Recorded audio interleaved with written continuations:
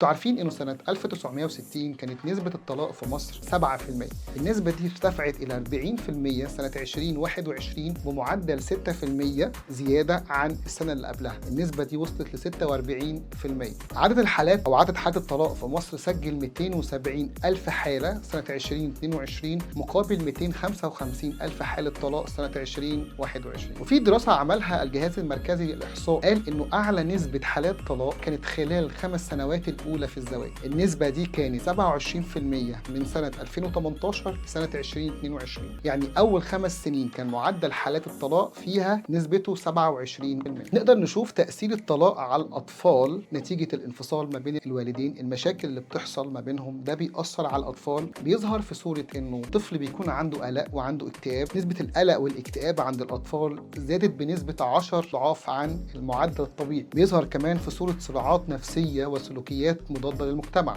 بيظهر في صورة إن الأطفال أو نشوف المراهقين بيتعاطوا مخدرات، عندهم صعوبة في التكيف النفسي والاجتماعي. ومن هنا محتاجين نفكر مع بعض، هي المشكلة فين؟ هي ليه معدلات الانفصال كبيرة بالشكل ده؟ لكن احنا هنا هنحاول ان احنا نشاور على أسباب اللي ممكن نعالجه، اللي ينفع نشتغل عليه، على أمل لو احنا اشتغلنا على الجزئية دي يكون في تغيير على أرض الواقع.